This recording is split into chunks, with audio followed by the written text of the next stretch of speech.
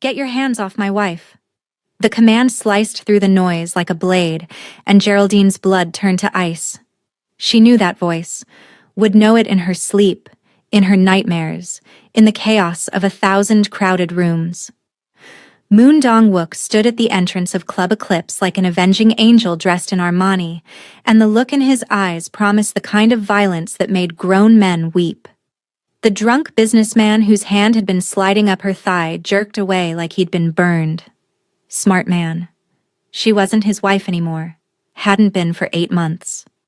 But try telling that to the most dangerous man in Seoul while 6 months pregnant with his child that he didn't know existed. This was about to get ugly. Welcome back to Afro-Korean World, fam. What you're about to witness is a story of betrayal, manipulation, and a love so fierce it survived the worst kind of lies. Stick around till the very end, because this story will shatter you and then piece you back together in ways you didn't see coming. Trust me when I say your emotions aren't ready for this ride. Geraldine had exactly 3 rules for survival in Seoul's underworld. Keep your head down. Never make eye contact with the clientele. And whatever you do, don't work in Gangnam where Moon Dong-wook's people might see you. She'd been doing fine with rules 1 and 2. Rule 3 had just exploded in her face. I asked you a question, Geraldine. Moon Dong's voice was dangerously soft now as he moved through the crowd. People scattered like he was radioactive. What are you doing here? Her manager, Mr. Kim, appeared from nowhere, his face pale with terror. Mr. Moon, sir, I didn't know she was... Get out of my sight before I forget I'm trying to be civilized tonight. Moon Dong didn't even look at him, his eyes locked on Geraldine with an intensity that made her knees weak. You have 5 seconds. Mr. Kim vanished. The drunk businessman had already fled. The other girls working the VIP section had mysteriously found urgent tasks elsewhere. Even the music seemed quieter, like the club itself was holding its breath. Geraldine forced herself to stand straight despite her aching back and swollen feet. She'd faced down worse than this. She'd survived 8 months alone in a foreign country, pregnant and penniless. She could survive Moon Dong-wook's fury. I'm working, she said, proud that her voice didn't shake. Same as everyone else here. Now if you'll excuse me, I have tables to serve. She moved to step around him. His hand shot out, catching her wrist. Not hard, never hard, but firm enough to stop her. The touch sent shockwaves through her body, muscle memory of all the times those hands had mapped every inch of her skin. You're not serving anyone. His eyes traveled down, landing on her belly for the first time. She watched the exact moment comprehension hit him. Watched his face go absolutely still, the way it did before someone died. How far along?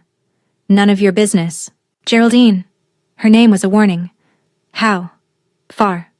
Along. 6 months. She lifted her chin defiantly. And before you ask? Yes, it's yours. Not that it matters anymore. We're divorced, remember? You moved on. I moved on. End of story. Moved on? Something dangerous flickered in his eyes. Is that what you think happened? That's what your mother told me? Showed me pictures of you with that perfect little heiress. What was her name? Yoon Ji-woo. The woman actually suitable for the great Moon Dong-wook. The bitterness in her voice surprised even her. She said you'd signed the divorce papers. Said you were too kind to tell me yourself that marrying a foreign nobody had been a mistake you regretted. The muscle in his jaw jumped. My mother said what? Does it matter now? I signed the papers. I left. I'm surviving. That's all there is to it. You're 6 months pregnant, working in a nightclub and barely standing upright. He bit out. That's not surviving. That's dying slowly, and I want to know why you didn't tell me. Because you didn't want me. The words exploded out of her before she could stop them. Your mother made it very clear. I was an embarrassment. Wrong skin color, wrong background, wrong everything. She paid me money to disappear quietly. Said if I really loved you, I'd let you go without making a scene. So I did. I loved you enough to leave. For a long moment, Moon Dong just stared at her.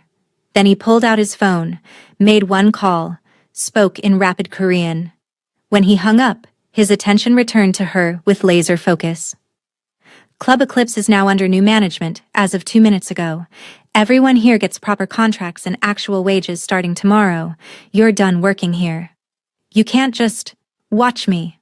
He shrugged off his suit jacket, draping it over her shoulders. It swallowed her frame, warm and smelling like him. My car is outside. We're leaving. I'm not going anywhere with you. Yes, you are. Because you're exhausted, pregnant, and clearly haven't had a proper meal in days. Because standing here arguing with me is making you sway on your feet. And because carrying my child while working in a place where drunk men put their hands on you ends tonight. His voice dropped lower, intimate despite their audience. Fight me tomorrow. Tonight, let me help you.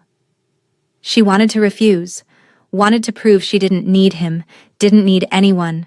But her feet were screaming in cheap heels held together with hope and superglue. Her back felt like someone had taken a hammer to her spine, and the baby was doing acrobatics against her ribs, probably protesting the stress. She was so tired of being strong alone. Fine, she whispered. One night. Then I'm gone. We'll see about that. His car was waiting outside, a black Mercedes with windows so dark they looked illegal. He helped her inside with unexpected gentleness, his hand supporting her elbow, careful not to jostle her belly.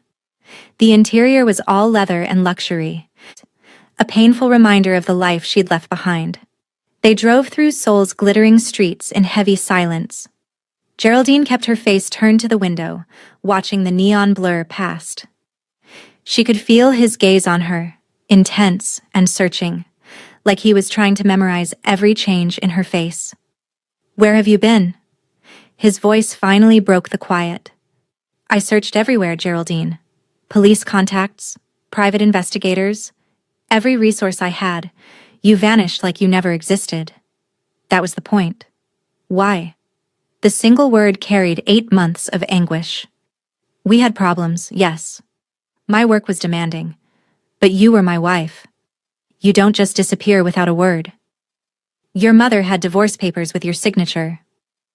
The words came out flat, emotionless. Years of practice keeping her feelings locked down tight. She had photos of you with Jiwoo at galleries, charity events, business dinners. She said you were too polite to tell me yourself that I'd been a mistake. That marrying me had damaged your reputation and you needed someone suitable. Someone Korean. The car swerved slightly as his hands clenched the steering wheel. She said what? She gave me money, enough for a plane ticket and a few months' rent. Said if I really cared about you, I'd leave quietly and let you fix your life. Geraldine's voice cracked despite her best efforts.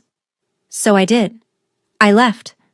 And then I found out I was pregnant 2 weeks later, and by then it was too late to come back. You'd moved on. You had Jiwoo. I wasn't going to trap you with a baby you never wanted. I never signed divorce papers. Moondong's voice shook with barely controlled rage. I refused. Told my mother I'd burn Seoul to the ground before I let you go. Geraldine's head snapped toward him. What? I came home one day and everything you owned was gone. Your clothes, your books, that ridiculous collection of vintage records you insisted on buying from Hongdae. Just gone. His jaw clenched. My mother claimed she had no idea where you went. Cried about how she'd tried to convince you to stay, but you were determined to leave. And like an idiot, I believed her at first. Spent weeks thinking you'd left because you didn't love me anymore. But the divorce papers... forged. My signature was forged. He pulled into an underground garage, movements sharp with fury. I had lawyers investigate after 3 months of searching. Found the corrupt officials she'd bribed to file them without proper notification. The divorce was never legal. We're still married, Geraldine. You never stopped being my wife. The words hit her like a physical blow. That's not possible. It's absolutely possible when your mother-in-law is a classist woman with enough money to buy whatever she wants. He killed the engine, turned to face her fully. She lied to both of us, manipulated us both because she couldn't stand that I married a black woman instead of a nice Korean girl from a good family. She destroyed us, Geraldine whispered, the realization settling over her like lead. She took everything. No. She tried to. Moondong's eyes burned into hers. But she failed. Because you're here. Pregnant with our child. And I'm not letting you go again. Not ever. The penthouse was exactly as she remembered. Modern, minimalist, expensive. Floor-to-ceiling windows showcasing Seoul's glittering skyline. But there were differences, too. Her books were still on the shelves, organized by spine color the way she liked. Her vintage records were displayed on the wall like art. The plants she'd started were everywhere, clearly maintained with obsessive care. You kept everything, she said, emotion clogging her throat. Of course. He loosened his tie, shrugged off his shoulder holster and gun with practiced ease. You're my wife. Why would I get rid of your things? Because you thought I'd left you. I knew you'd come back. His eyes found hers. Or I'd find you. Either way, this was always your home. She wanted to argue, to point out all the reasons this couldn't work. Instead, exhaustion hit her like a train.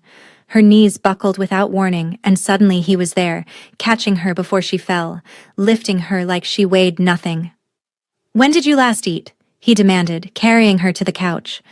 This morning. Maybe. Maybe? Fury and concern warred across his face. Geraldine, you're 6 months pregnant. You should be eating constantly.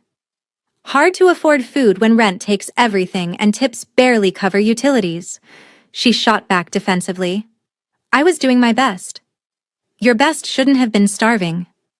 He disappeared into the kitchen, returning with water, fruit, bread, cheese. Eat all of it. I'll order proper food after. She ate because her stomach was eating itself, because the baby needed nutrients, because fighting seemed impossible. He watched her with an intensity that made her skin prickle, his entire body vibrating with barely contained emotion. I looked for you every single day, he said quietly. Tore this city apart. Had people checking hospitals, shelters, immigration records. Nothing. You'd completely disappeared. I worked in Bucheon for a while. Cash jobs, nothing official. Stayed with other foreigners who didn't ask questions. She took a long drink of water. When I ran out of money, I took the club job. Better pay. No paperwork required. You've been living like that for 8 months. His hands clenched into fists. Pregnant, alone. While I've been... He stopped, clearly editing whatever he'd been about to say. While you've been with women like Jiwoo, she finished bitterly. Jiwoo means nothing. She's a business arrangement my mother tried to force. I've been on exactly 2 dinners with her. Both public. Both torture. His eyes burned into hers. There hasn't been anyone else, Geraldine. Not in 8 months. Not ever. You're it for me. Only you. That's not what your mother said. My mother is a liar who will never see either of us again.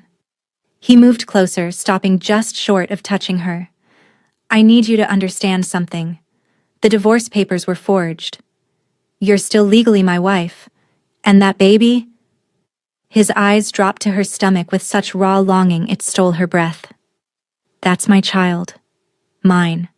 Which means you don't work yourself to death anymore. You don't struggle. You don't suffer. That ends tonight. You can't just decide, I already have. He pulled out his phone, made several calls in rapid Korean. By the time he finished, he'd arranged for a doctor to come first thing in the morning, ordered enough food to feed an army, and apparently hired a nutritionist and a bodyguard. This is insane, Geraldine protested weakly. This is me taking care of what's mine. He crouched in front of her, careful not to crowd her. I failed you once. Let you believe my mother's lies. Let you leave. Let you suffer for 8 months while pregnant with my child. That never happens again. Moondong. Please. The word clearly cost him. Please, Geraldine. Let me do this. Let me fix what I should have protected from the start. She looked into his eyes and saw raw desperation there, genuine emotion she'd never seen from him before. Moon Dong-wook didn't beg, didn't plead, didn't show weakness. But right now he looked like a man barely holding himself together. "Okay," she whispered. "But I'm not promising anything beyond tonight. Tonight is enough." He showed her to the master bedroom, their bedroom, where everything was exactly as she'd left it. Even her side of the closet was still full of her clothes, laundered and organized like she might return any moment. "Get some rest," he said from the doorway, hands shoved deep in his pockets like he didn't trust himself not to reach for her. "Real rest in a real bed. Tomorrow we see the doctor, make sure you and the baby are healthy. Then we figure out everything else." "Where will you sleep?" "Guest room. I'm not assuming anything." But his eyes lingered on her with such longing it made her chest ache. "Call if you need anything. I'll be listening." After he left, Geraldine sank into the mattress and finally let herself cry. 8 months of pain, fear, and loneliness poured out in silent sobs.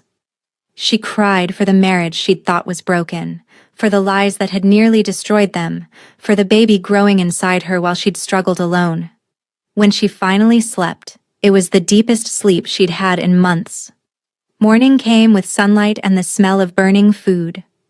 Geraldine found Moondong in the kitchen, staring at what might have once been eggs, with the confusion of a man who'd never cooked a day in his life.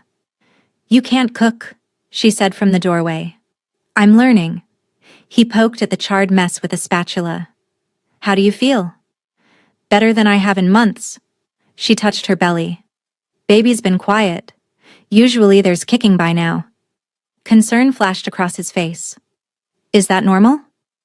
"I think so, but the doctor should check." "She'll be here in an hour."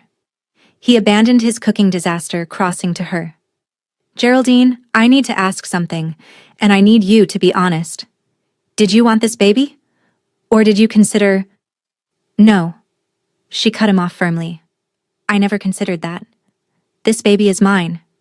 Even when I thought you didn't want us, I wanted them." Relief flooded his features so intensely it transformed his whole face. "Good. Because I want them too. Want you both. More than I've ever wanted anything." Dr. Park confirmed everything was fine. The baby was healthy, developing perfectly. Geraldine was malnourished and exhausted, but nothing proper care couldn't fix. "You've been very lucky," Dr. Park said seriously. "Another month of this stress and we could have been looking at serious complications. But the baby is resilient. Like their mother, I think." After the doctor left, Moondong turned to Geraldine with an intensity that made her breath catch. "We need to discuss us." "There is no us. We're divorced." "The divorce was never legal." He pulled out a folder, showed her documents. "I had my lawyers investigate thoroughly. My signature was forged. The filing was done without proper notification to either party. Legally, we're still married. Geraldine, you never stopped being my wife." "That's not... It's fact." He moved closer. "And here's another fact. I love you. I never stopped loving you. Every day you were gone felt like dying slowly. And now you're here, pregnant with our child, and I'm supposed to pretend I don't want to fall to my knees and beg you to stay?" He ran a hand through his hair, frustration and longing warring across his face. "I know I have to earn your trust back. I know my mother did damage that can't be fixed with words. But Geraldine, you're everything to me. You always have been. And I'll spend the rest of my life proving it if that's what it takes." Before she could respond, her phone rang. Unknown number. "Hello? Did you really think you could hide forever?" Jiwoo's voice dripped poison. "Did you think Dongwook would choose you over someone suitable? You're nothing but an embarrassment he'll tire of eventually. And that baby you're carrying? I'll make sure it never has a place in this family." Geraldine hung up, hands shaking. "Who is that?" Moondong demanded. "No one. It doesn't matter." "Geraldine." He cupped her face, forcing her to look at him. "Tell me." So she did, and watched his expression transform from concern to pure, cold rage. "Stay here," he ordered, already reaching for his phone. "I'm going to handle this." "Where are you going?" To make sure Jiwoo and my mother both understand what happens when they threaten my family. He was gone before she could argue, leaving her alone in the penthouse with her spinning thoughts and kicking baby. 3 hours later, Moondong returned, looking exhausted but grimly satisfied. "It's done," he said simply. "Jiwoo's family business, dealings with my organization are permanently severed. She signed an NDA that will destroy her if she ever speaks about you or our child again. And my mother," his jaw clenched, "she's cut off. Financially, socially, from my business. Everything. She manipulated us both, nearly destroyed our marriage, and let you suffer while pregnant with her grandchild. She made her choice. Now she lives with the consequences. Moondong, she's still your mother. And you're still my wife. My priority. Always." He crossed to her, his hands framing her face with infinite gentleness. "I choose you, Geraldine. Every time, in every way, forever." She wanted to stay guarded, to protect herself from more hurt. But standing in his arms, feeling safe for the first time in months, her walls started crumbling. "I'm scared," she admitted against his chest. "Of believing this is real. Of letting myself need you again, and having it fall apart." "Then let me prove it's real." He tilted her face up to his. "Move back in officially. Let me take care of you and our baby. Let me show you every single day that you're my world. And if your mother tries something else? She won't. But if she does, she'll discover exactly how ruthless I can be when someone threatens what's mine." The possessiveness should have bothered her. Instead, it made her feel cherished, protected, wanted. "Okay," she whispered. "But I have conditions." "Name them." "I'm not giving up my independence. After the baby comes, I'm going back to work. My writing, my career. All of it." "Agreed. I'll fund whatever you need. Best equipment, best space. Whatever helps you succeed. I'm not taking charity. It's not charity. It's an investment in my wife's talent." He smiled slightly. "Also, non-negotiable." "What else?" "No more secrets. About your business, your family, anything that affects us. Complete honesty." "Deal. And I have a condition of my own." "What?" "Marry me again." At her shocked expression, he continued. "A real wedding this time. Not the rushed ceremony my mother forced because she thought she could control you. Something real, with your family there, your friends. I want to marry you again with no doubts, no lies, nothing but us choosing each other." "That's excessive." "Geraldine, I let you believe I didn't want you. Let you suffer alone while pregnant. The least I can do is make sure the entire world knows you're mine and I'm yours. Properly, this time." She looked at this man who'd searched soul for her, who'd cut off his own mother for manipulating them, who looked at her pregnant belly like it contained his entire universe. "Ask me properly," she said softly. He dropped to one knee right there, his hands gentle on her belly. "Geraldine, love of my life, mother of my child, woman who makes me want to be better than I am. Will you marry me again? For real this time? Will you build a life with me, raise our baby together, and let me spend every day proving I'm worthy of you?" "You're already worthy," she whispered, touching his face. "You always were. I just couldn't see it through your mother's lies. Is that a yes?" "It's a yes." He stood, pulling her into a kiss that tasted like second chances and new beginnings. The baby kicked between them, and they both laughed. "Active little thing," Moondong said, his hands spanning Geraldine's belly with wonder. "Takes after their father." "Let's hope not. One of me is enough chaos for any family." He pulled out his phone. "Dr. Park, we want to know.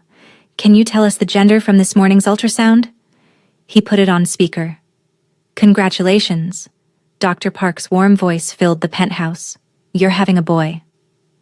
Moondong's face transformed completely. Wonder, joy, fierce protectiveness all at once. "A son," he breathed. "We're having a son." Geraldine found herself crying again, overwhelmed by seeing him like this, by their son becoming real. A boy. He dropped to his knees, pressing kisses to her belly.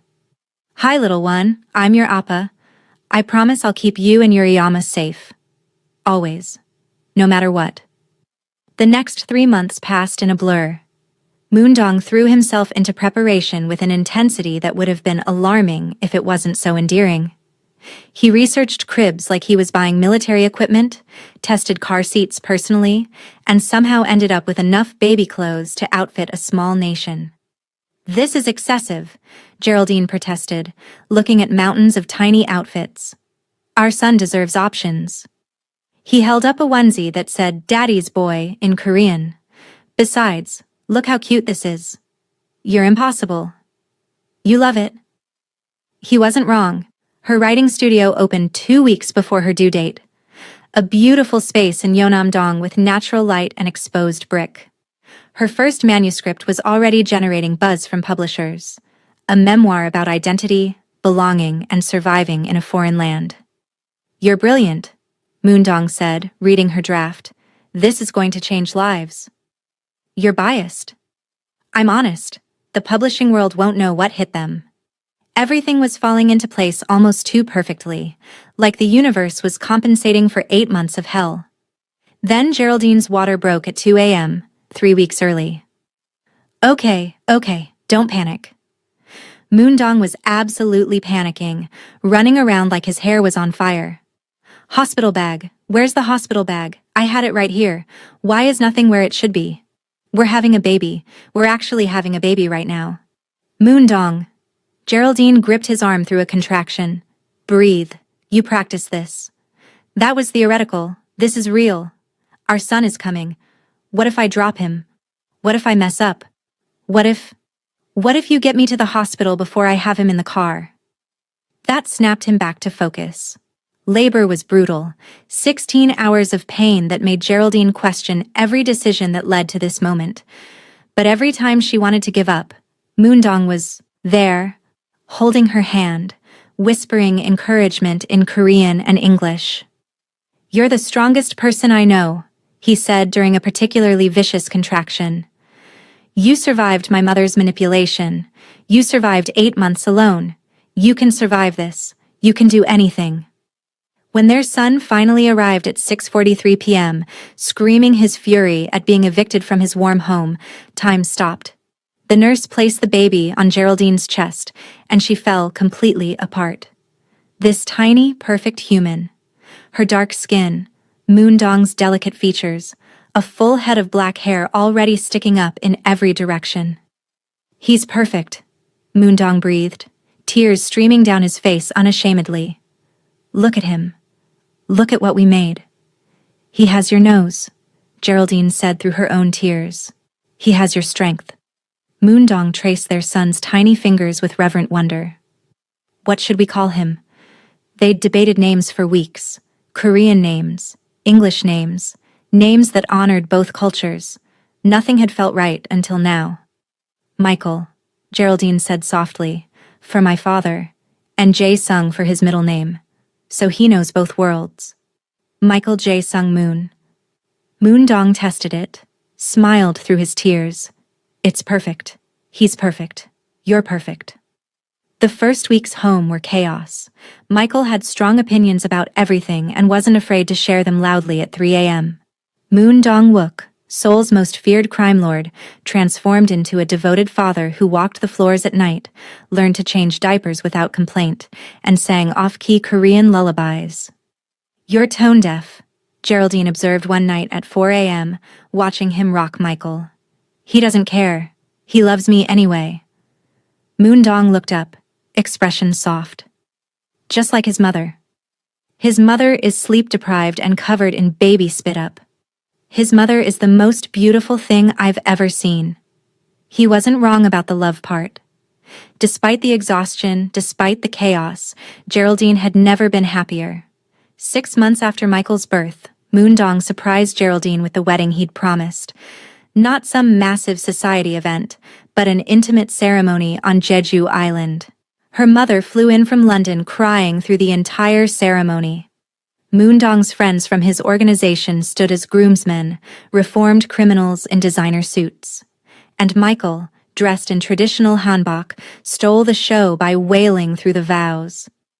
I, Moondong Wook, take you, Geraldine James, to be my lawfully wedded wife, he said, voice thick with emotion. Not because circumstances forced us together, not because of obligation, but because you're the best thing that ever happened to me. Because you gave me a son I don't deserve. Because you love me, despite knowing exactly who and what I am. I promise to spend every day being worthy of that love. Geraldine's vows were equally tear-soaked. I, Geraldine James, take you, Moondong Wook, as my husband. Again. For real this time. Because you fought for us when I'd given up. Because you proved love is stronger than manipulation. Because you're not perfect, but you're perfect for me. I choose you every day, forever. When they kissed, Michael chose that moment to scream at maximum volume, making everyone laugh. He's already protective, Moondong murmured against Geraldine's lips. Wonder where he gets that from. The reception was joyful, chaotic, full of love. Moondong's mother had tried to come, sending elaborate apologies and expensive gifts. He'd returned everything unopened. Some betrayals couldn't be forgiven. 3 years later, Geraldine stood in her expanded writing studio, now a publishing house for diverse voices. Her memoir had been a bestseller. She'd built something real, something hers. Moondong appeared in the doorway, Michael balanced on his hip. He was 3 now, bilingual, and absolutely certain he ruled the universe. Iama! Michael reached for her with chubby arms. Appa says we have surprise. Does he now? Geraldine took their son, catching Moondong's secretive smile. What surprise? Well, he said, moving closer. I know you said 1 child was enough, that you weren't sure about more, but... Oh no. She looked at him suspiciously. What did you do? I didn't do anything. You did.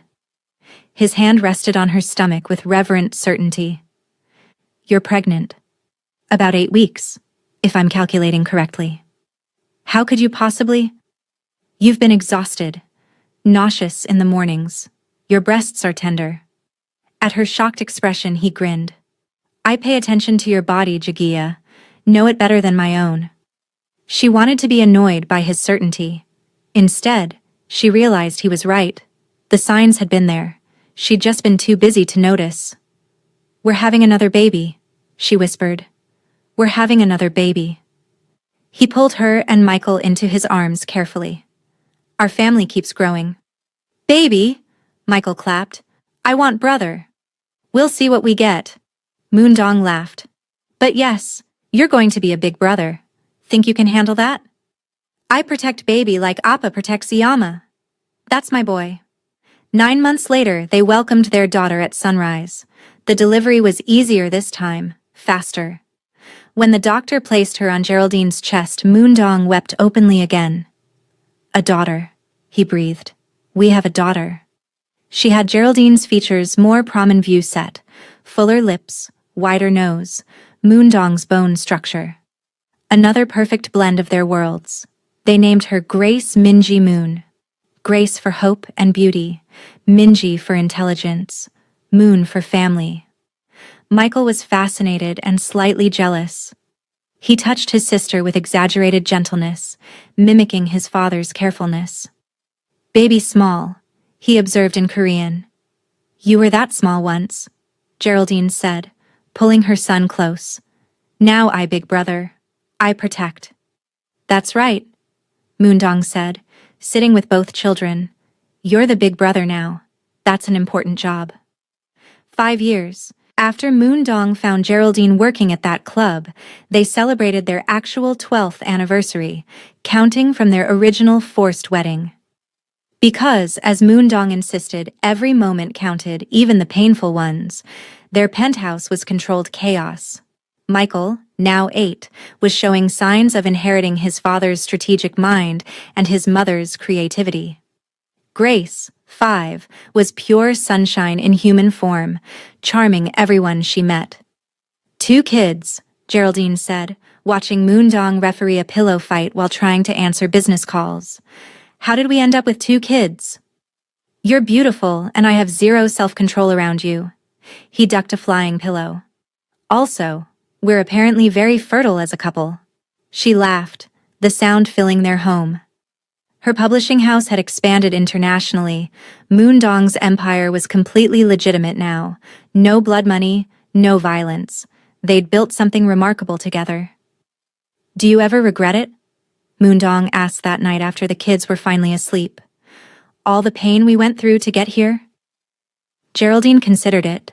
The manipulation, the lies, 8 months pregnant and alone, the fear, the struggle. No, she said finally, because all of it led here, to us, to our family. I'd walk through fire again to get to this moment. So would I. He pulled her close on their balcony overlooking the city that had witnessed their entire story. You're my miracle, Geraldine, the impossible thing that saved me from becoming a monster. And you're mine, my dangerous man who turned out to be my fairy tale. They stood together as souls sparkled below them. 2 people torn apart by lies and manipulation, who found a love that conquered everything thrown at them. Their journey had been anything but simple, but it had been theirs, and it had been worth every painful step. If this story absolutely destroyed you in the best way possible, I need you to do 3 things right now. First, obliterate that like button. Show me this story, hit you where it counts. Second, subscribe to Afro-Korean World and turn on notifications because I drop stories like this that will wreck your emotions every single week. Third, and this is the most important one, drop a comment right now telling me the exact moment you started crying. Was it when Moondong found her at the club? When he realized she was pregnant? When he proposed again? When their son was born? I want to know which scene broke you because I guarantee at least 5 moments in this story had you in tears. And if you know someone who needs to hear a story about second chances, about love that survives manipulation and lies, about fighting for what's yours, share this video with them right now. Tag them in the comments. Send them the link. Because stories like this remind us that real love doesn't give up, even when everything tries to tear it apart. Hit that subscribe button, fam. We've got more emotional roller coasters coming your way, and you don't want to miss a single one.